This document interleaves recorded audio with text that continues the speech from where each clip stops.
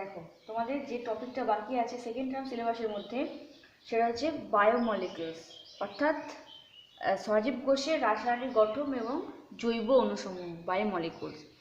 এই পার্টটার মধ্যে তোমাদের আছে প্রোটিন, কার্বোহাইড্রেট, ফ্যাট, যেগুলো শরীরের পক্ষে এসেন্সিয়াল যেগুলো উপাদান সেইগুলোর সব স্ট্রাকচার আছে।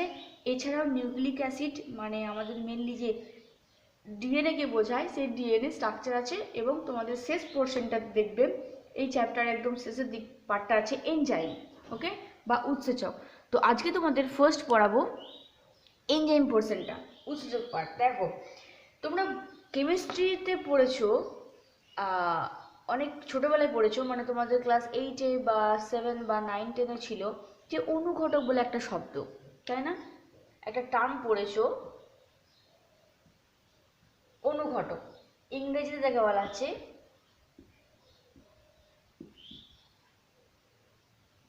দেখো অনুঘটক বা যেটা বলা হচ্ছে ক্যাটালিস্ট, ওকে। ক্যাটালিস্ট মানে হচ্ছে অনুঘটক। তো অনুঘটকের কাজ তোমরা কেমিস্ট্রিতে পড়েছো যে কোনো একটা বিক্রিয়া, ধরো এ প্লাস বি, দুটো আলাদা আলাদা যৌগের বিক্রিয়া থেকে প্রোডাক্ট উৎপন্ন হচ্ছে সি প্লাস ডি, ওকে।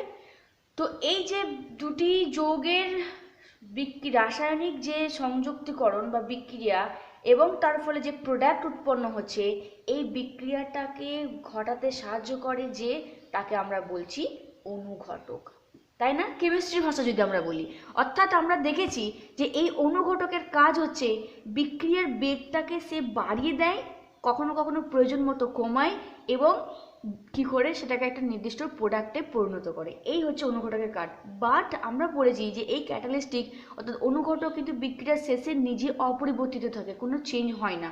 ঠিক একই রকম আমরা বায়োলজির ভাষায় যদি বলি, বায়োলজির দিকে যদি বলি, তাহলে আমাদের দেহের মধ্যে শারীরবৃত্তীয় তো নানা ধরনের রাসায়নিক বিক্রিয়া, কেমিক্যাল রিয়াকশন চলতেই থাকে অনবরত সর্বদা।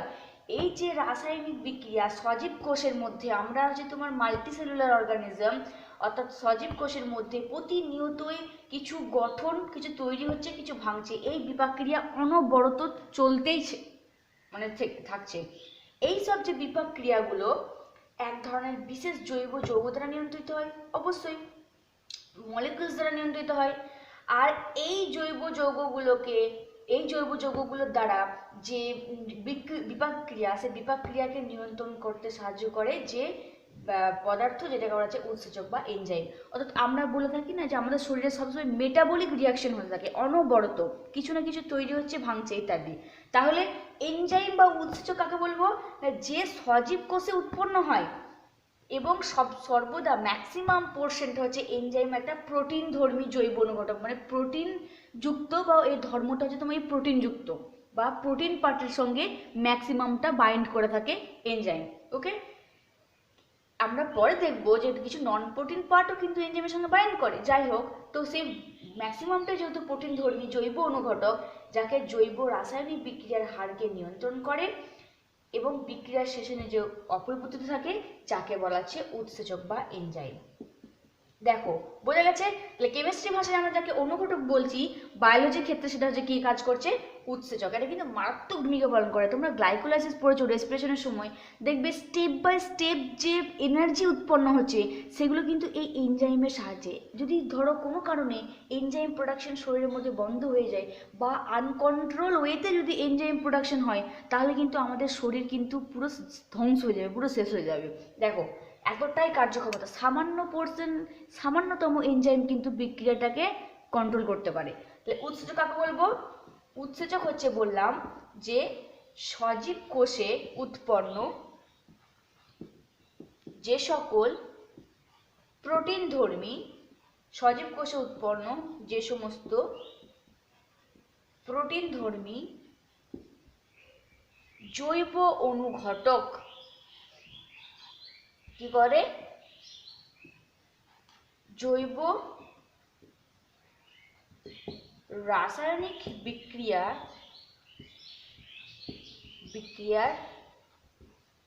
হারকে নিয়ন্ত্রণ করে। এবং আর একটা গুরুত্বপূর্ণ দিক আছে এর, আবার কি না, বিক্রিয়ার শেষে বিক্রিয়ার শেষে নিজে অপরিবর্তিত থাকে, নিজে অপরিবর্তিত থাকে, যাকে বলা হচ্ছে উৎসেচক। তোমাদের কিন্তু এই মিশনের সেকেন্ড টার্ম যে পরীক্ষাটা আছে না এমসিকিউ, এখান থেকে এই পার্ট থেকে কিন্তু অনেক কোশ্চেন আসবে। তাহলে আমরা বলতে পারি enzyme acts on catalystic in biological reaction, তাই না? অর্থাৎ জৈব রাসায়নিক বিক্রিয়ায় হারকে নিয়ন্ত্রণ করছে এবং যে কারণের জন্য একে বায়ো ক্যাটালিস্টিক বলা হয়ে থাকে। তাহলে বলতে পারি যে they acts on catalyst in biological reaction, তাই না? অর্থাৎ জৈব রাসায়নিক বিক্রিয়াকে নিয়ন্ত্রণ করছে। সেই জন্য একে আমরা কি বলে থাকি, পরীক্ষায় তোমাদের একটা কোশ্চেন আসে যে কোন পদার্থ কি করছে, বায়োলজিক্যাল রিয়াকশন বা ক্যাটালিস্টিকের ভূমিকা পালন করছে। বায়োলজিক্যাল রিয়াকশনে ক্যাটালিস্টিকের ভূমিকা পালন করে কোন পদার্থ, এটা তোমাদের নিট কোশ্চেন, মনে রাখবে। ক্যাটালিস্টিক ইন বায়োলজিক্যাল রিয়াকশন। তাহলে এটা মনে রাখবে যে বায়োলজিক্যাল রিয়াকশনে ক্যাটালিস্টের ভূমিকা পালন করে কে না, এনজাইম। কে করছে, এনজাইম পালন করছে, এটা মাইন্ডেড। এবং এটাকে আরো বলা হচ্ছে কি একটা টার্ম না, বায়ো ক্যাটালিস্ট। ওকে, এটা মনে রাখবে। তাহলে বোঝা গেছে বিক্রিয়ার হারকে বাড়াচ্ছে বা কমাচ্ছে, নিয়ন্ত্রণ করছে, বাট কে করে, নিজে কখনো পরিবর্তন হয় না, অপরিবর্তিত থাকে। আমরা যদি এটা কেমিস্ট্রি ভাষায় বা যদি আমরা রিয়াকশন দিই তাহলে কি বলবো, যে বিক্রিয়াটা ধাপে ধাপে সম্পন্ন হয়। ধরো পি, আমরা কি বলি যে কেমিস্ট্রি ক্ষেত্রে বিক্রিয়ক থেকে কি হচ্ছে, বিক্রিয়ার লব্ধ পদার্থ উৎপন্ন হয়, যেটা বিক্রিয়া অংশগ্রহণ করে তাকে আমরা কি বলে থাকি কেমিস্ট্রি ভাষায়, আমরা বলি বিক্রিয়ক পদার্থ। আর ধরো এখানে পি থেকে কিউ উৎপন্ন হচ্ছে প্রোডাক্ট, আবার ধরো কিউ এখান থেকে আর, এখান থেকে এস। ওকে, তো এই যে অন্তর্বর্তী বা লাস্ট যে যৌগ উৎপন্ন হচ্ছে তাকে আমরা কি বলি, বিক্রিয়া লব্ধ পদার্থ। বিক্রিয়া লব্ধ পদার্থ অর্থাৎ বিক্রিয়ায় অংশগ্রহণকারী পদার্থ এবং শেষ যে উৎপন্ন হচ্ছে, যে প্রোডাক্ট উৎপন্ন হচ্ছে যাকে আমরা বিক্রিয়া লব্ধ পদার্থ বলে থাকি কেমিস্ট্রি ভাষা। তোমাদের 11ই হয়তো আছে, দেখবে।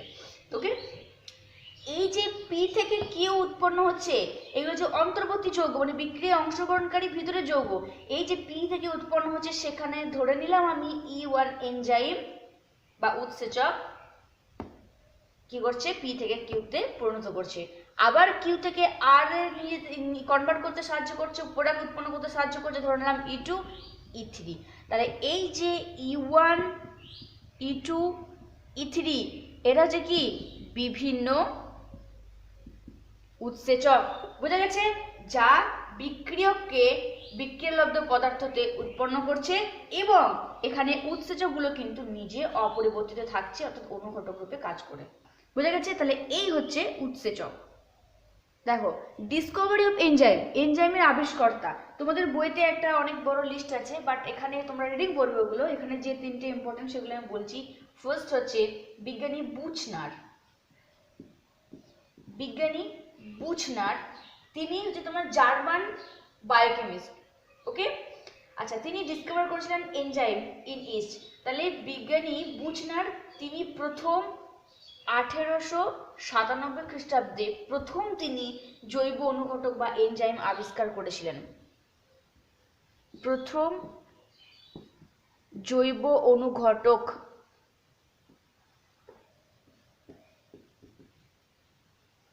এনজাইম আবিষ্কার করেন, নামটা মনে রাখবে। তাহলে বোঝা গেছে জৈব অনুঘটক বা বায়োক্যাটালিস্ট হিসেবে কাকে বলা হচ্ছে, বায়োক্যাটালিস্ট বা জৈব অনুঘটক কাকে বলা হচ্ছে, নিটের জন্য কোশ্চেন মনে রাখবে এনজাইমকে বলা হচ্ছে। বা ক্যাটালিস্টের ভূমিকা পালন করে কে, এনজাইম। একটা শর্ট কোশ্চেন বললাম নিটের জন্য। তাহলে মনে রাখবে সর্বপ্রথম জৈব অনুঘটক বা এনজাইম আবিষ্কার করেন হচ্ছে কে, বিজ্ঞানী বুচনার, 1897 97 খ্রিস্টাব্দে কোথা থেকে তিনি ইস্ট, তোমরা ইস্ট নাম শুনেছ, সেই ইস্টের নির্যাস থেকে তিনি জাইমেজ নামক উৎসেচক, ইস্ট থেকে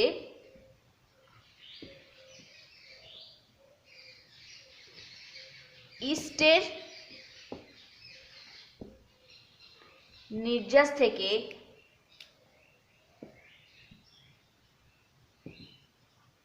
জাইমেজ এনজাইম তিনি উৎপন্ন করেছিলেন, ফার্স্ট, ওকে, আবিষ্কার করেছিলেন। আচ্ছা, সেকেন্ড হচ্ছে বিজ্ঞানী কুর্নে। বিজ্ঞানী কুর্নে তিনি কি করেছিলেন? 1878 খ্রিস্টাব্দে তিনি উৎসেচকের নামকরণ করেছিলেন। বিজ্ঞানী কুর্নে কয়েন্ড দ্য টার্ম এনজাইম। কত খ্রিস্টাব্দে? 1878। তাহলে বিজ্ঞানী কুর্নে তিনি এনজাইম শব্দটার নামকরণ করেছিলেন। কয়েন্ড মানে নামকরণ করা, কয়েন্ড নামকরণ, এই টার্মটা, এই শব্দটা নামকরণ দিয়েছিলেন বিজ্ঞানী কুর্নে। তাহলে এনার নামটা মনে রাখবে, বুচনারের নামটা মনে রাখবে। এবং থার্ড হচ্ছে বিজ্ঞানী সামনার। বিজ্ঞানী এমসিকিউ তোমাদের নিটের ক্ষেত্রে খুব ইম্পর্টেন্ট, সেজন্য বিজ্ঞানী সামনার তিনি কি করেছিলেন? 1926 খ্রিস্টাব্দে তিনি ইউরিয়েজ উৎসেচককে আলাদা করে কেলাসিত করেছিলেন। তিনি, বা বলতে পারো বিজ্ঞানী সামনার তিনি isolated first enzyme in the pure catalysed, okay. অর্থাৎ বিজ্ঞানী সামনার 1926 খ্রিস্টাব্দে তিনি প্রথম কি করেছিলেন? ইউরিয়েজ,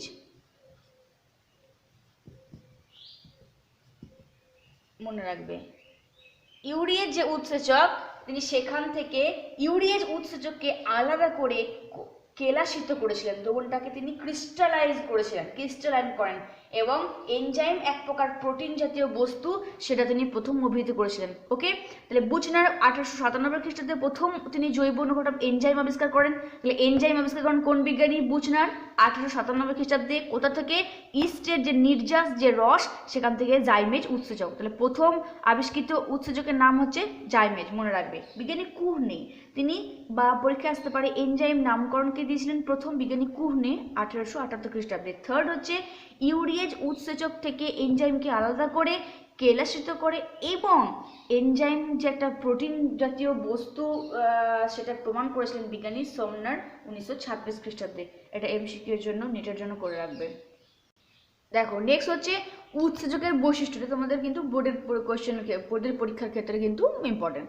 উৎসেচকের বৈশিষ্ট্য একটু আগেই বললাম যে এনজাইমের মেন বৈশিষ্ট্য হচ্ছে যে, দেখো তার আগে তোমাদের একটা জিনিস দেখাই। এনজাইম হচ্ছে কোনো একটা সাবস্ট্রেটের উপরে পার্টিকুলার কাজ করে।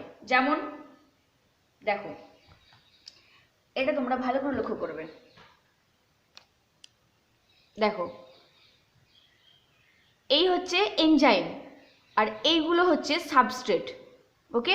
দেখো, এটা হচ্ছে এনজাইম আর দেখো এইগুলো হচ্ছে সাবস্ট্রেট। কি হয় না, এনজাইমের এক নির্দিষ্ট অ্যাক্টিভ সাইট থাকে, অর্থাৎ পার্টিকুলার কিছু স্পেসিফিক অঞ্চল থাকে যেখানে সাবস্ট্রেট বা বস্তুটা এসে বাইন্ড করে। এই যে বললাম কেমিক্যাল রিয়াকশন মানে এ থেকে বি, বি থেকে সি, সি থেকে ডি, অর্থাৎ একটা বিক্রিয়ক পদার্থ থেকে বিক্রিয়ালব্ধ পদার্থতে উৎপন্ন করতে সাহায্য করছে। অর্থাৎ কোনো একটা বস্তু, কোনো প্রোটিন যখন এনজাইমের সঙ্গে এসে বাইন্ড করে, বাইন্ড করার পর সেটা একটা নতুন প্রোডাক্টে কনভার্ট হয়, এবং এই এনজাইম কি হচ্ছে, এই সাব বস্তু, দেখো বুঝতে পারছো, বস্তু থেকে আলাদা হয়ে যায়। তাহলে এই হচ্ছে প্রোডাক্ট এসে, সাবস্ট্রেট বা বস্তুটা এসে এনজাইমের সঙ্গে যুক্ত হলো, দুই ভাগে ভাগ হলো, এই দুটো হচ্ছে প্রোডাক্ট উৎপন্ন হচ্ছে।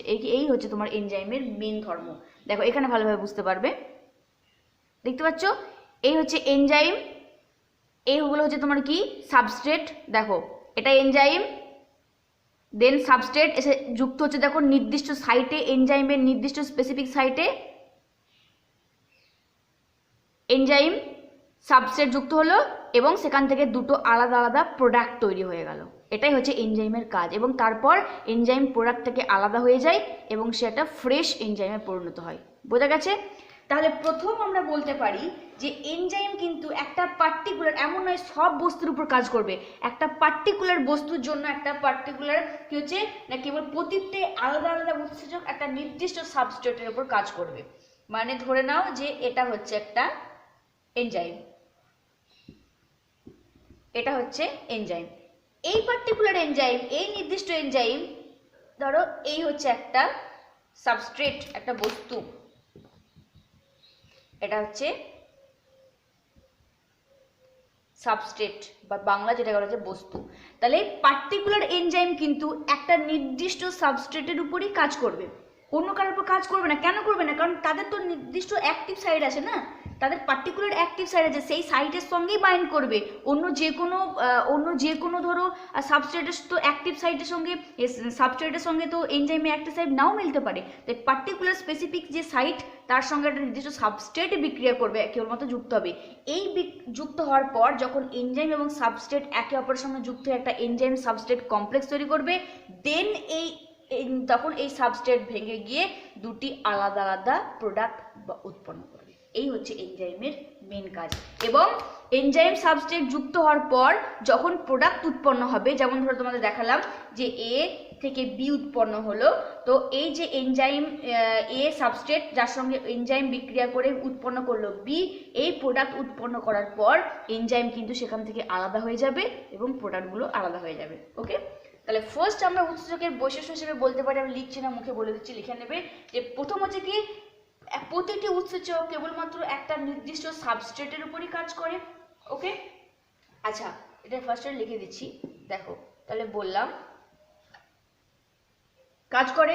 2 নম্বর যদি আমরা বলি তাহলে দেখবো যে অলমোস্ট অল এনজাইমস আর প্রোটিন, আমরা যদি বলি তাহলে দেখবো অলমোস্ট অল এনজাইমস আর প্রোটিন। ওকে, এটা বৈশিষ্ট্য, প্রায় বেশিরভাগ এনজাইম হচ্ছে প্রোটিন। থার্ড হচ্ছে আমরা যদি বলি যে দেখবো যে একটু আগে বললাম যে উৎসেচকের কাজ হচ্ছে অনুঘটক রূপে কাজ করা, তাহলে উৎসেচক হচ্ছে কি রূপে কাজ করে? অনুঘটক রূপে কাজ করে। অর্থাৎ লিখতে হবে বিক্রিয়ার শেষে নিজে অপরিবর্তিত থাকে, কিন্তু বিক্রিয়ার বেগকে শুরু করতে পারে না, কেবল বিক্রিয়ার বেগকে হারকে বাড়ায় বা কমাতে সাহায্য করে। তাহলে তারপর হচ্ছে তোমার অনুঘটক রূপে কাজ করে। ফোর্থ যদি আমরা বলি তাহলে দেখবো যে উৎসেচক বা এনজাইম কোনো রাসায়নিক বিক্রিয়াকে স্টার্ট করতে পারে না, কেবলমাত্র বিক্রিয়ার বেগ বাড়ায় বা কমায়, কিন্তু স্টার্ট করতে পারে না, তাই না? বিক্রিয়াকে স্টার্ট করতে পারে না। আচ্ছা, উৎসেচককে কিন্তু নেক্সট যদি আমরা বৈশিষ্ট্য বলি, উৎসেচকের যে অ্যাক্টিভিটি, সক্রিয়তা একটা নির্দিষ্ট তাপমাত্রার উপর নির্ভরশীল। অর্থাৎ মোটামুটি 25 ডিগ্রি থেকে 40 ডিগ্রি সেন্টিগ্রেড তাপমাত্রার মধ্যে কিন্তু উৎসেচক সবথেকে ভালো ক্রিয়া করে। যদি এর থেকে বেশি টেম্পারেচার হয় তাহলে অধিক তাপে উৎসেচক নষ্ট হয়ে যায়, এবং কম তাপে কি হচ্ছে, নষ্ট হয় না, তবে কার্যক্রিয়াটা বন্ধ হয়ে যায়। ঠিক আছে। আচ্ছা, এর নির্দিষ্ট উৎসেচক একটা নির্দিষ্ট অ্যাসিড ও ক্ষারের ভারসাম্য ক্রিয়া নিয়ন্ত্রণ করে। ওকে, মানে তাদের নির্দিষ্ট অ্যাসিড এবং ক্ষারের যে বেস তোমরা জানো, সেই বাফার ক্রিয়াটাকে কন্ট্রোল করে। আর উৎসেচক সাধারণরূপে কোলয়েড রূপে বা সলিড বা কখনো কখনো হালকা কঠিন পদার্থ রূপে জমাট বেঁধে অবস্থান করে বা কোলয়েড রূপে থাকে। তাহলে প্রতিটি উৎসেচক একটা নির্দিষ্ট সাবস্ট্রেটের উপর কাজ করে। অলমোস্ট অল এনজাইমস আর প্রোটিন, সমস্ত এনজাইম হচ্ছে প্রোটিনধর্মী, অনুঘটক রূপে কাজ করে এবং বিক্রিয়ার শেষে নিজে অপরিবর্তিত থাকে। বিক্রিয়ার বেগকে বাড়ায় বা কমায়, কিন্তু বিক্রিয়া শুরু করতে পারে না। নির্দিষ্ট তাপমাত্রাতে উৎসেচক কাজ করে, এর থেকে ঊর্ধ্বে হলে উৎসেচক নষ্ট হয়ে যাবে, এর থেকে কম হলে বিক্রিয়াটা বন্ধ হয়ে যেতে পারে। এগুলো হচ্ছে বৈশিষ্ট্য। দেখো, কিছু নিউক্লিক অ্যাসিড আছে যারা কিন্তু আচরণ করে, কিছু নিউক্লিক অ্যাসিড আছে যারা কিন্তু the nucleic acid that behave like enzyme. Okay, nucleic অ্যাসিডও কিন্তু এনজাইমের মতো আচরণ করে। যেমন হচ্ছে তোমার কি রাইবোজোম, রাইবোজাইমেজ। ওকে, তো যেমন ধরো কি রাইবোনিউক্লিয়াস পি, এরা কি করছে, এনজাইমের মতো কাজ করছে। আর একটা জিনিস মনে রাখবে এখানে ইম্পর্টেন্ট, যে কিছু অ্যান্টিবডি যেটা কিন্তু এনজাইমের মতো কাজ করে। তাহলে অ্যান্টিবডি যেটা কাজ করে এনজাইমের মতো, তাকে কি বলা হচ্ছে? অ্যান্টিবডি যখন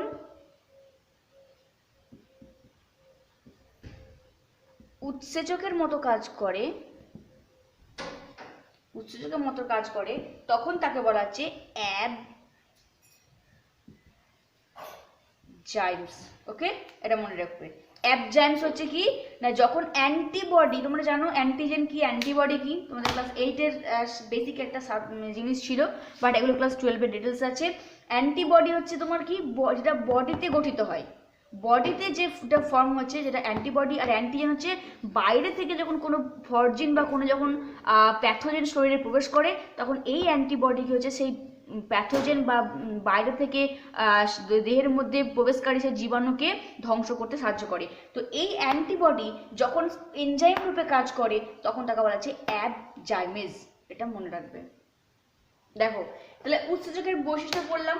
নেক্সট আমরা পড়বো কি না, উৎসেচকের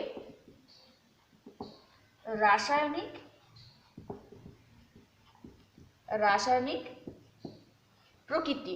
উৎসেচকের রাসায়নিক প্রকৃতি দেখো, ফার্স্ট হচ্ছে বললাম আমরা কি যে উৎসেচক কিন্তু প্রোটিন ধর্মী ম্যাক্সিমামটা, বাট কিছু কিছু কিন্তু প্রোটিন পার্ট, অপ্রোটিন পার্ট যেগুলো, সেগুলো কিন্তু উৎসেচকের সঙ্গে যুক্ত হতে পারে। যেমন যাকে বলা যায় তোমার প্রোস্থেটিক গ্রুপ বা কোএনজাইম, এই টার্মগুলো এখন আমি তোমাদেরকে একটু পরেই তোমাদেরকে জানাচ্ছি ডিটেলস। ওকে, আচ্ছা, উৎসেচক প্রোটিন হওয়ায় এরা কোলের ধর্মী, কিন্তু এই যে বললাম রাইবোজাইম যারা উৎসেচক তারা কিন্তু এর ব্যতিক্রম, মানে এরা কিন্তু প্রোটিন ধর্মী নয়। উৎসেচক অণু প্রোটিনের মতোই একটা সবথেকে বড়।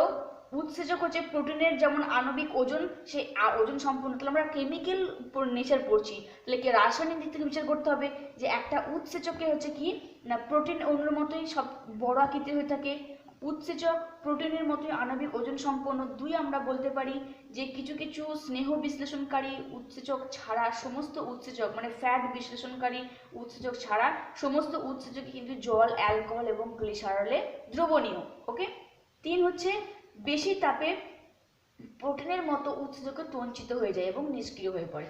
অর্থাৎ প্রোটিনস, আমরা যে বলছি যে উৎসেচক হচ্ছে তোমার ম্যাক্সিমামটাই প্রোটিন ধর্মী। কেন বলছি প্রোটিন ধর্মী? কারণ প্রোটিনের যে ধর্ম, যে বেশি তাপে নষ্ট হয়ে যায়, প্রোটিনের যে আণবিক ওজন বর্তমান, প্রোটিন জল অ্যালকোহলে দ্রবণীয়, এর মতোই কিন্তু আচরণ করে উৎসেচক, যে কারণের জন্য আমরা একে বলতে পারি যে এও একটা প্রোটিন ধর্মী।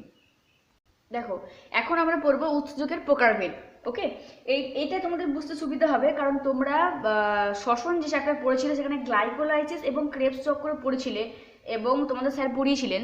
তো ওটা যদি কারোর না মনে থাকে তো এটা পড়ার পাশাপাশি ওখানে যে এনজাইমগুলো আছে, যে নামগুলো বলবো তোমরা ওখানে ডিটেলসে পড়েছো, এখানে জাস্ট এনজাইমের নামগুলো দেওয়া আছে, তোমরা ওটা আরেকবার চোখ বুলিয়ে নেবে। ক্রেবস সাইকেলে যে কোন কোন এনজাইম লেগেছিল, দরকার হয়েছিল, এবং গ্লাইকোলাইসিসের ক্ষেত্রে কোন কোন এনজাইম দরকার হয়েছিল, এবং সেটা কোন এনজাইমের প্রভাবে কোন বস্তুটা কোন বস্তুতে কনভার্ট হয়েছিল দেখে নেবে। দেখো এটা উৎসেচকের প্রকারভেদ। আমরা এর পরে জেনারেল ডিভিশনও দেখবো, যে সিম্পল এনজাইম, কনজুগেটেড এনজাইম, যাই হোক। তাহলে আমরা পড়লাম উৎসেচক কি। আচ্ছা, তারপর আমরা পড়লাম যে উৎসেচকের বৈশিষ্ট্য, উৎসেচক ডিসকভার কে করেছিলেন, এবং উৎসেচকের কেমিক্যাল নেচার। এখন আমরা দেখব উৎসেচকের প্রকারভেদ বা শ্রেণীবিভাগ। IUBMB অর্থাৎ international union of biochemistry and molecular biology, okay, এই সংস্থা বিক্রিয়ার প্রকৃতি অনুসারে উৎসেচকের 6টি শ্রেণীতে ভাগ করে। কার উপর করে? বিক্রিয়ার প্রকৃতি অনুযায়ী, মানে প্রকৃতি মানে কি, ধরন। বিক্রিয়ার প্রকৃতি অনুসারে 6টি ভাগে ভাগ করেছিল। কি কি? ফার্স্ট হচ্ছে জারণ বিজারণ। ফার্স্ট হচ্ছে জারণ বিজারণ, বা যেটাকে বলা হচ্ছে অক্সিডো রিডাকটেজ। এগুলো তোমরা শ্বসন পড়ার সময় এই টার্মগুলো শুনেছ, উৎসেচক। ওকে, আশা করি শুনেছ শ্বসন পড়ার সময়। তাহলে ফার্স্ট হচ্ছে তোমার কি, IUBMB সংস্থার ফলে বিক্রিয়ার প্রকৃতি অনুসারে 6 ভাগে ভাগ করা হয়েছে উৎসেচকে। পরীক্ষায় যদি কখনো বগা কোশ্চেন দেয়, দিতেও পারে, হয়তো এটাই কিন্তু দিতে পারে যে ধরো দিল যে পাইরুভিক অ্যাসিড থেকে ল্যাকটিক অ্যাসিড উৎপাদনের ক্ষেত্রে কোন এনজাইমের প্রয়োজন, বা হয়তো দিল গ্লুকোজ থেকে গ্লুকোজ 6-ফসফেটে উৎপন্ন হওয়ার জন্য কোন এনজাইমের প্রয়োজন। এগুলো তোমাদের MCQর জন্য কিন্তু করে রাখতে হবে। তাহলে 6 ভাগে, বা দিতে পারে উৎসেচকের প্রকারভেদ লেখো। ফার্স্ট হচ্ছে জারণ বিজারণ বা অক্সিডো রিডাকটেজ উৎসেচক। দেখো এটা কি, যে সমস্ত উৎসেচক একটা যৌগের জারণ এবং অপর একটা যৌগের বিজারণ ঘটাতে সাহায্য করে তখন তাকে জারণ বিজারণ বলবো উৎসেচক। মেনলি আমরা জারণ এবং বিজারণ কাকে বলে জানি, কেমিস্ট্রি ভাষায় পড়েছি। তো সেই মানে উৎসেচক যে কোনো একটা যৌগের জারণ ঘটাবে এবং অপর একটা যৌগের বিজারণ ঘটাতে সক্ষম, তখন তাকে আমরা সেই উৎসেচককে আমরা বলবো জারণ বিজারণ উৎসেচক। দেখো, আর জারণ বিজারণ তোমরা ক্লাস ইয়েতে পড়েছো, 8-এ পড়েছো না, যে জারণ আমরা কাকে বলবো। আমরা যদি কেমিস্ট্রির ওয়ার্ড ইউজ করি তাহলে আমরা জানি যে জারণ মানে হচ্ছে তোমার অক্সিডেশন। তো জারণ মানে হচ্ছে ধরো যে লস অফ ইলেকট্রন, তাই না? জারণ মানে লস অফ ইলেকট্রন, ঠিক তো? অর্থাৎ ইলেকট্রন যেখানে ক্ষয় হচ্ছে, ভেঙে যাচ্ছে। আর রিডাকশন মানে যেটাকে আমরা বলছি বিজারণ, সেটা তোমরা কি জানো যে বিজারণ মানে হচ্ছে তোমার গেন অফ ইলেকট্রন। আমরা যদি ইলেকট্রনের ভাষায় বলি তাহলে আমরা দেখবো জারণ মানে লস অফ ইলেকট্রন আর রিডাকশন বা বিজারণ মানে গেইন অফ ইলেকট্রন। মানে আমরা ধরো সোডিয়ামে যদি বলি তো সোডিয়ামের পারমাণবিক ক্রমাঙ্ক কত? 11। 11 মানে তোমরা জানো 2, 8 আর 1। ওকে, তাহলে আমি শেষ কক্ষপথ দেখাচ্ছি। শেষ কক্ষপথে কত থাকছে? 1 ইলেকট্রন। ওকে, তো কি হয়, সোডিয়াম তার শেষ কক্ষপথে একটা ইলেকট্রন লস করে সে জারিত হচ্ছে। আর অন্যদিকে ধরো ফ্লোরিনের শেষ কক্ষপথে থাকবে কয়টা? 7টা ইলেকট্রন। ওকে, এই যে সোডিয়াম একটা ইলেকট্রন ছাড়লো দিয়ে সেটা কি হচ্ছে, ছেড়ে Na+, তোমরা জানো ক্যাটায়ন, আর যে একটা ইলেকট্রন গ্রহণ করে তাকে বলছি অ্যানায়ন। ওকে, তো কি হচ্ছে, সোডিয়াম তখন একটা ইলেকট্রন ছাড়ছে অর্থাৎ জারিত হচ্ছে, আর ফ্লোরিন কি হচ্ছে, সেই ছেড়ে দেওয়া ইলেকট্রনটা গ্রহণ করছে, মানে গেইন করছে, যাকে বলে বিজারণ। ওকে, জারণ বিজারণ তোমরা পড়েছো, ঠিক আছে? তাহলে দেখো, তাহলে এই উৎসেচক কি করছে না, এই যে বিক্রিয়ার সময় কোনো একটা যৌগকে জারিত করছে, কোনো একটা যৌগকে বিজারিত করছে। এর ফার্স্ট হচ্ছে তোমার কি অক্সিডেজ। ওকে, এইখানে কি হচ্ছে, এরা কলা কোষের, আমরা বায়োলজির দিক থেকে পড়বো, নট কেমিস্ট্রি, কলা কোষের জারণ ক্রিয়ায় অংশগ্রহণ করে। অর্থাৎ সাইটোক্রোম অক্সিডেজ যে উৎসেচক, সেই উৎসেচকের প্রভাবে কি হচ্ছে দেখো, বিজারিত, এটা মনে রাখবে, বিজারিত সাইটোক্রোম যে যৌগ, সেই বিজারিত সাইটোক্রোম যৌগ কি হচ্ছে, হাফ অক্সিজেনের উপস্থিতিতে সাইটোক্রোম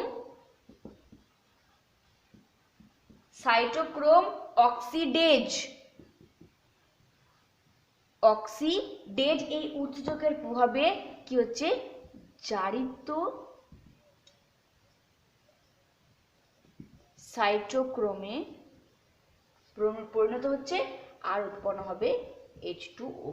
ওকে, তাহলে দেখো এই অক্সিডেজ হচ্ছে কি একটা উৎসেচক, যে উৎসেচকের প্রভাবে সাইটোক্রোমকে বিজারিত করছে, অপরদিকে সাইটোক্রোমকে জারিত করছে। এটাই হচ্ছে তোমার কি উৎসেচকের কাজ। তাহলে ফার্স্ট উৎসেচক হচ্ছে কি জারণ বিজারণ বা অক্সিডো রিডাকটেজ উৎসেচক, যেটা প্রথম হচ্ছে অক্সিডেজের কাজ। অক্সিডেজ যে সেটাকে দেখলাম যে কোনো একটা যৌগকে বিজারিত করছে, অপরদিকে যে প্রোডাক্ট উৎপন্ন হচ্ছে তাকে জারিত করছে। সেকেন্ডটা তোমরা নামটা শুনেছো, খুব ইজি, ডিহাইড্রোজিনেজ। তোমরা ওই জন্যই বললাম যে তোমরা এই প্রকারভেদটা পড়ার সময় তোমরা অবশ্যই একবার ক্রেব সাইকেল এবং গ্লাইকোলাইসিসে উৎসেচক যেগুলো লেগে প্রয়োজন পড়েছে, দরকার ব্যবহৃত হয়েছে, সেগুলো একবার অতি অবশ্যই দেখবে, ঠিক আছে?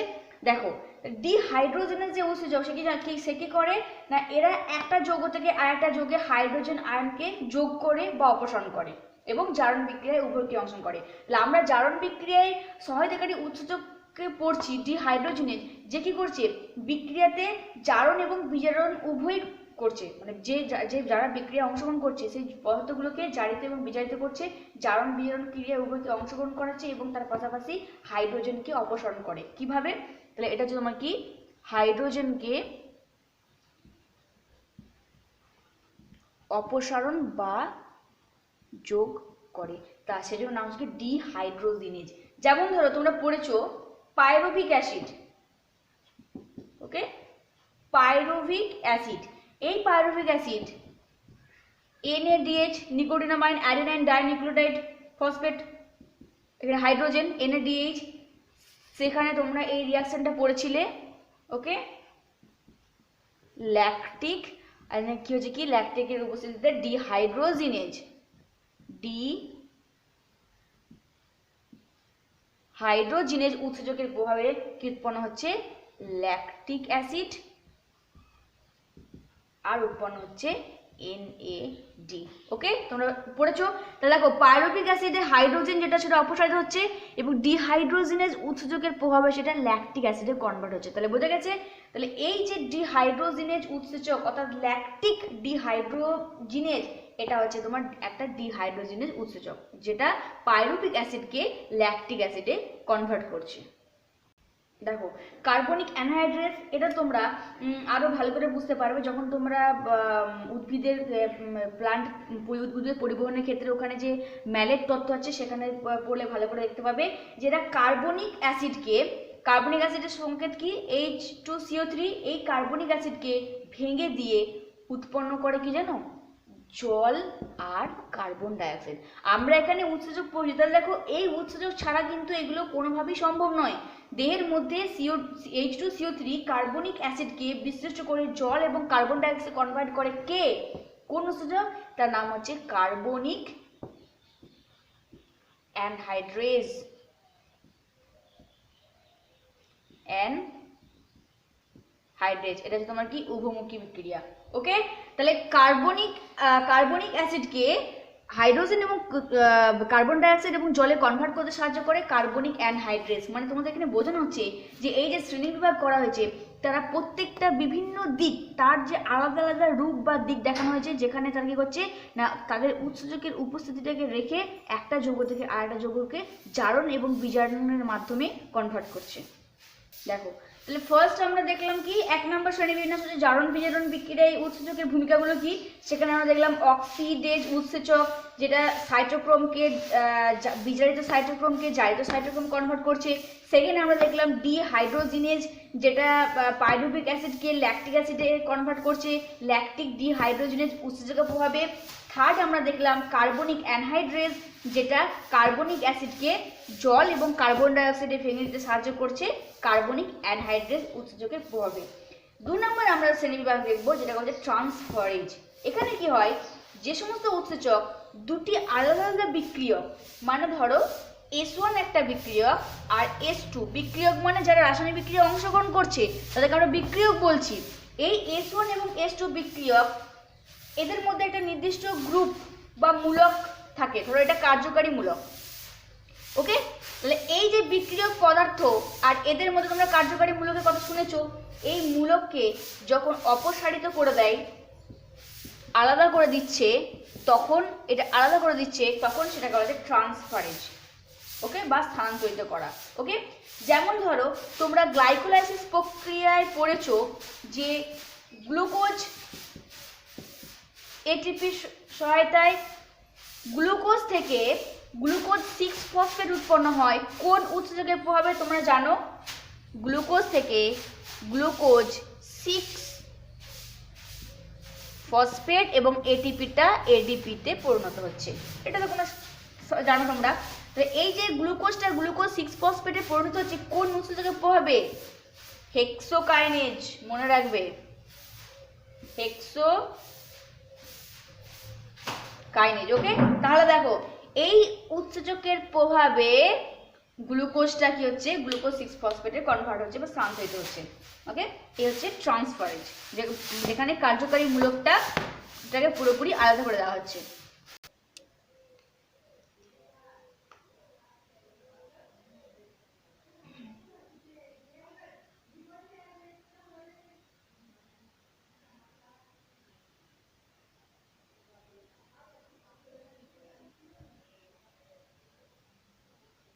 তাহলে বোঝা গেছে যে প্রোটিনকে পেপসিন, ট্রিপসিন, ইরেপসিন এরা হচ্ছে তোমার কি না প্রোটিন বিশ্লেষণকারী উৎসেচক। এই উৎসেচকগুলো প্রোটিনকে ভেঙে দেয়।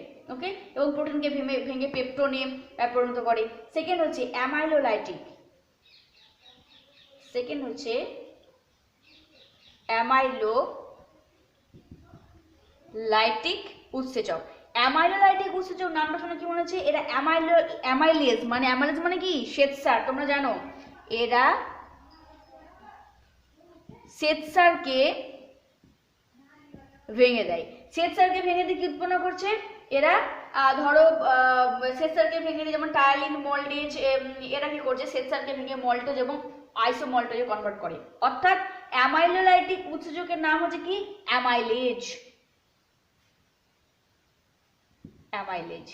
ওকে, তাহলে আমরা এখন পড়ছি হাইড্রোজিনেজ। তাহলে প্রোটিওলাইটিক এনজাইমের নাম কি? পেপসিন, ট্রিপসিন, রেনিন, ইরিপসিন, যারা প্রোটিনকে ভেঙে দেয়।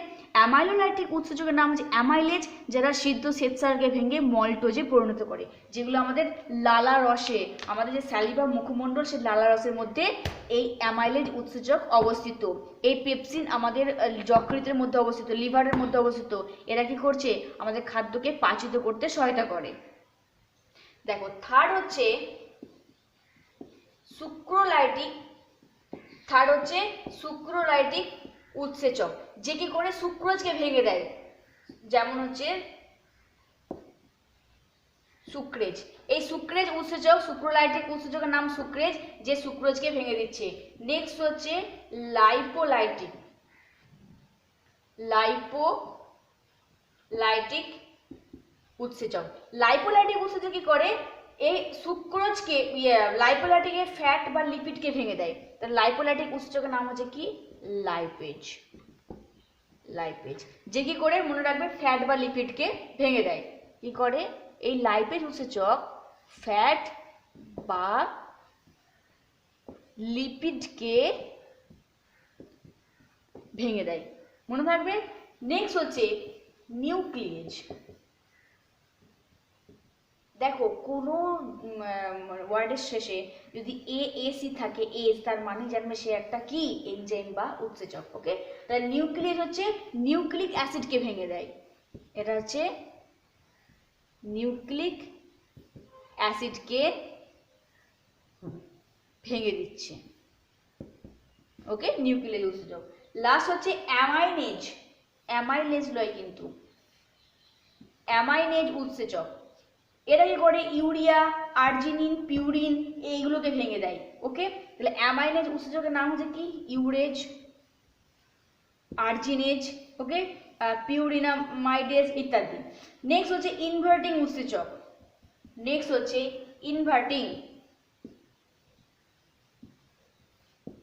ইনভার্টিং উৎসেচক। এরা দ্বি শর্করাকে এক শর্করায় পরিণত করে, যেমন ইনভার্টেজ এবং মল্টেজ উৎসেচক। ওকে, তোমাদের বইয়ে ছকের সাহায্যে লেখা আছে, করে নেবে। তাহলে দেখো, বললাম কি যে কিছু প্রোটিন বিশ্লেষণকারী উৎসেচকের নাম কি? Pepsin, renin, trypsin, ইরিপসিন। এরা কি করছে? বিভিন্ন বিক্রিয়াত্মক পদার্থের প্রোডাক্ট তৈরি করছে উৎসেচকের সহায়তায় প্রোটিনকে ভেঙে। কার্বোহাইড্রেট বা অ্যামাইলেজ উৎসেচক হচ্ছে কি? Ptyalin, maltase, amylase, sucrase, lactase, cellulase, এইগুলো কি করছে? বিভিন্ন প্রোডাক্ট উৎপন্ন করছে। তারপর আমরা দেখলাম কি? ফ্যাট হচ্ছে তোমার কি? লাইপেজ, যেটা তোমার ফ্যাট বিশ্লেষণকারী পদার্থ। ওকে, যেটা গ্লিসারলে পরিণত করে ইত্যাদি, মনে রাখবে। এগুলো হচ্ছে তোমার কি না? আর্দ্র বিশ্লেষণকারী উৎসেচক। আচ্ছা, নেক্সট ভাগ হচ্ছে অনার্দ্র বিশ্লেষণকারী বা লাইএজ। লাইপেজ নয় কিন্তু, লাইপেজ আমরা দেখেছিলাম বিশ্লেষণকারী, আর অনার্দ্র বিশ্লেষণকারী মানে যেটা তোমার জলের উপস্থিতিতে ভাঙবে না, জলের উপস্থিতি ছাড়াই যেটাগুলো যে উৎসেচক ভেঙে দেয়, যেমন লাইএজ। দেখো, তোমরা গ্লাইকোলাইসিসে পড়েছো, ফ্রুক্টোজ 1,6-বিসফসফেট থেকে 3-ফসফোগ্লিসারলডিহাইড এবং 1,3-ডাইহাইড্রক্সি অ্যাসিটোন ফসফেট উৎপন্ন হয়। কোন উৎসেচকের সহায়তায়? অ্যালডোলেজ উৎসেচকের সাহায্যে, মনে রাখবে। নেক্সট হচ্ছে ক্রেবস সাইকেলে পড়েছো, ম্যালিক অ্যাসিড থেকে ফিউমারিক অ্যাসিড হতে সহায়তা করে এবং জল নির্গত করে হচ্ছে তোমাকে ফিউমারেজ উৎসেচক। ওকে, এগুলো হচ্ছে তোমার কি? লাইএজ। দেখো, নেক্সট হচ্ছে বিভাগ হচ্ছে, নেক্সট ফিফথ হচ্ছে নাম হচ্ছে আইসোমারেজ। নেক্সট বিভাগ হচ্ছে ভাগ আইসোমারেজ। আইসোমারেজ কি? যে সমস্ত উৎসেচক আইসোমারের যে পরমাণু বিন্যাস, আইসোমার কাকে বলে তোমরা জানো? আইসোমার, আইসোবার, যেখানে পরমাণুর সংখ্যা এবং ভর সংখ্যাটা কি, যে পারমাণবিক ক্রমাঙ্কটা 1 থাকে, তাই না, এবং ভর সংখ্যা আলাদা থাকে। এই এদের যে পারস্পরিক পরিবর্তন অংশগ্রহণ করে। তাহলে ভাবো, আইসোমারেজ মানে হচ্ছে যে পরমাণুর যে পারমাণবিক যে ক্রমাঙ্ক, যে পরমাণুর বিন্যাস, সেইগুলোতে যখন উৎসেচক অংশগ্রহণ করে তখন তাকে বলা হচ্ছে আইসোমারেজ। তাহলে চিন্তা করো, দেখো, জারণ বিজারণে অংশগ্রহণ করছে উৎসেচক। আচ্ছা, বিভিন্ন অ্যাসিডকে ভেঙে দিচ্ছে উৎসেচক। তারপর তোমার যে কার্যকারী মূলককে অপসারিত করছে, সহায়তা করছে উৎসেচক। আচ্ছা, বিভিন্ন রকমের protein, carbohydrate, fat, nucleic acid, urea এগুলোকে ভেঙে দিতে সহায়তা করছে উৎসেচক। ওকে, গ্লাইকোলাইসিস এবং ক্রেবস সাইকেল কমপ্লিট করতে সহায়তা করে উৎসেচক। তাহলে বুঝতে পারছো কোনো কারণে যদি এনজাইম উৎপাদন বন্ধ হয়ে যায় বা অতিরিক্ত বন্ধ হয় উৎপাদন, তাহলে কিন্তু শরীর পুরো একদম নষ্ট, শরীরের ফাংশন কিন্তু পুরোপুরি স্টপ, একদম দেহ শেষ হয়ে যাবে। বোঝা গেছে? আইসোমার হচ্ছে কি? গ্লুকোজ, এটা তোমরা লিখছি না, বলে দিচ্ছি। তাহলে এখানে কি বললাম? পরমাণুর ইলেকট্রন বিন্যাসের উপরে কি হচ্ছে অংশগ্রহণ করে যে সমস্ত উৎসেচক, যেমন উৎসেচকের নামটা আমি লিখে দিচ্ছি। উৎসেচকের নাম হচ্ছে ফসফো হেক্সো আইসোমারেজ। এটি করে গ্লুকোজ 6 ফসফেট থেকে ফ্রুক্টোজ 6 ফসফেট উৎপন্ন করতে সহায়তা করে। এটা তোমরা দেখে নেবে। ওকে, আচ্ছা, এটা তোমরা গ্লাইকোলাইসিস সাইকেলটা দেখে নেবে। এখানে ফ্রুক্টোজ 6 ফসফেট, গ্লুকোজ 6 ফসফেট থেকে ফ্রুক্টোজ 6 ফসফেট কনভার্ট হতে সাহায্য করে। এটা জায়গা বলেছে আইসোমারেজ, যে কি করছে পরমাণু বিন্যাসের চেঞ্জ করছে। ক্রেবস সাইকেল তোমরা পড়েছো এটা। ওকে, লাইগেজ উৎসেচক বা অনুবন্ধকারী উৎসেচক, এটা হচ্ছে কি না, যে সমস্ত উৎসেচক এটিপি জাতীয় যৌগ থেকে শক্তি সংগ্রহ করে এবং দুটি যৌগের মধ্যে বন্ধন সৃষ্টি করে একটা নতুন যৌগ সৃষ্টি করে, তখন তাকে বলা হচ্ছে অনুবন্ধী উৎসেচক বা লাইগেজ। তাহলে কি বললাম? এটিপি জাতীয় শক্তি সংগ্রহ করে দুটি যৌগের মধ্যে বন্ধন সৃষ্টি করে অপর একটা আলাদা যৌগ তৈরি করছে। তোমরা পড়েছো ক্রেবস সাইকেলে সাকসিনিক অ্যাসিড থেকে কি উৎপন্ন হচ্ছে না, সাকসিনিক থায়োকাইনেজ উৎসেচকের প্রভাবেতে সাকসিনিল কোয়ে উৎপন্ন হয় এবং সেখান থেকে জিডিপি প্লাস পিআই এর সহায়তা থেকে হচ্ছে না জিটিপি কনভার্ট হচ্ছে। তাহলে তোমরা জানো এটা থেকে তো এটা সেট। তাহলে মেন হচ্ছে সাকসিনিক অ্যাসিড থেকে সাকসিনিক থায়োকাইনেজ উৎসেচকের প্রভাবে সাকসিনিল কোয়েতে পরিবর্তন হচ্ছে। ওকে, এটা হচ্ছে তোমার লাইগেজ উৎসেচক, যে দুটি বস্তুর মধ্যে যোগাযোগ করতে বন্ধনী, দুটি যৌগের মধ্যে বন্ধনী সৃষ্টি করে একটা নতুন যৌগ তৈরি করছে সাকসিনিল কোয়ে। ওকে, আচ্ছা, এখানে ধরো বিভিন্ন রকমের উৎসেচক আছে। কোয়াগুলেটিং উৎসেচক, রাইবোজোম, অ্যালোস্টেরিক এনজাইম। তাহলে মেনলি 6 প্রকারের যে ভাগগুলো বলেছিলাম সেগুলো কমপ্লিট। এই তিনটে নাম বলছি, এগুলো তোমাদের এমসিকিউর জন্য করে রাখবে। যে শ্রেণীবিন্যাসটা পড়লাম, তোমাদের পরীক্ষাতে যদি পুরোটা না আসে তখন থেকে ছোট ছোট কোশ্চেন আসবে, করবে। কোয়াগুলেটিং উৎসেচক, দেখো এরা কি করে? তঞ্চনে সাহায্য করে। যে সমস্ত উৎসেচক কোয়াগুলেট নাম শুনেছো, অর্থাৎ ব্লাড তঞ্চনে সাহায্য করে, তোমরা রক্ত সংবহনে পড়েছো। এরা কি করে? তঞ্চনে সাহায্য করে, তঞ্চনে সাহায্য করে। তাহলে পরীক্ষায় দিতে পারে যে একটা কোয়াগুলেটিং উৎসেচকের নাম করো বা তঞ্চনের সহায়তাকারী উৎসেচকের নাম করো। ওকে, তাহলে যে সমস্ত উৎসেচক পদার্থ তঞ্চনের সহায়তা করে তাদেরকে কোয়াগুলেটিং উৎসেচক বলা হয়। যেমন আমরা জানি রেনিন। ওকে, বা এটাকে বলা হচ্ছে তোমার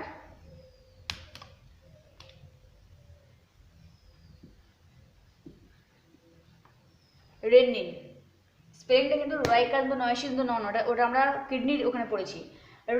রেনিন যেটা হচ্ছে তোমার কি ক্যালসিয়াম কেসিনোজেনকে অদ্রবণীয় ক্যালসিয়াম কেসাইনেটে পরিণত করে। এই উৎসেচক হচ্ছে তোমার কোয়াগুলেজ, অর্থাৎ পেশিকোষে মায়োসিনোজেনকে মায়োসিনে পরিণত করতে সাহায্য করে। তাহলে মনে রাখবে কোয়াগুলেটিং উৎসেচকের নাম হচ্ছে রেনিন। ওকে, নেক্সট হচ্ছে রাইবোজাইম। এরা কি করে?